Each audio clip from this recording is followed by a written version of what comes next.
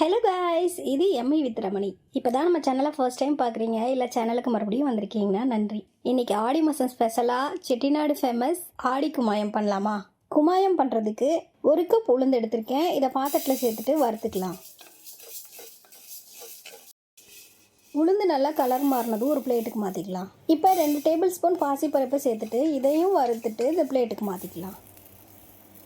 அதோட 2 table spoon பச்சரிசியை சேர்த்துக்கலாம். லைட்டாக கலர் மாறினதும் 3 ஏலக்காய் எடுத்திருக்கேன். இதையும் அதில் சேர்த்துட்டு கலந்துட்டு ஸ்டவ் ஆஃப் பண்ணிடலாம். இதையும் அந்த பிளேட்டுக்கே மாற்றிக்கலாம். இது எல்லாம் ஆறுனதும் ஒரு ஜாருக்கு மாற்றிட்டு நல்லா ஃபைன் பவுடராக அரைச்சிக்கலாம். இதை கட்டி எதுவும் இல்லாமல் நல்லா நைஸாக சளிச்சிக்கலாம்.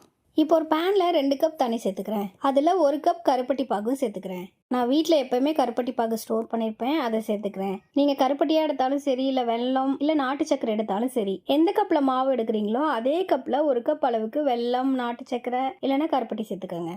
1 கப் வெல்லம் எடுத்திங்கன்னா அதுக்கு 2லேருந்து 2.5 கப் அளவுக்கு தண்ணி சேர்த்துக்குங்க. பாகு நல்லா கொதிஞ்சதும் ஸ்டவ் ஆஃப் பண்ணிடலாம். இப்போ 1 கப் அளவுக்கு சளிச்ச மாவு சேர்த்துக்கலாம்.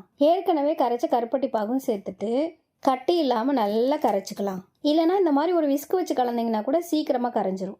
முக்கியமாக கட்டியே இருக்கக்கூடாது. இப்போ ஸ்டவ் ஆன் பண்ணிக்கோங்க. இதை கைவிடாமல் நல்லா கலந்துகிட்டே இருந்தோன்னா ஒரு 2 நிமிஷத்தில் நல்லா திக்காகும். இந்த ஸ்டேஜில் கொஞ்சம் கொஞ்சமாக நெய்யை ஆட் பண்ணிக்கலாம். நான் ஒரு 2 ஸ்பூன் நெய் சேர்த்துருக்கேன். இதை கைவிடாமல் கலந்துகிட்டே இருக்கணும். கலந்துகிட்டே இருந்தோன்னா கொஞ்சம் நேரத்துலேயே இந்த மாதிரி அல்வா மாதிரி நல்லா திரண்டு வரும். நடுவில் கொஞ்சம் கொஞ்சமாக நெய் சேர்த்துக்கோங்க. நான் மொத்தமாக 5 ஸ்பூன் நெய் சேர்த்துருக்கேன். ஊற்றின நெய் எல்லாமே பிரிஞ்சு வெளியே வந்திருக்கு பாருங்கள். இதுதான் பதம். இப்போ ஸ்டவ் ஆஃப் பண்ணிக்கோங்க. அவ்வளோதான், ஆடி குமாயம் ரெடி. அம்மனுக்கு உகந்த ஆடி மாதத்தில் செவ்வாய் வெள்ளிக்கிழமை அம்மனுக்கு இதை படைச்சி நீங்களும் என்ஜாய் பண்ணுங்கள்.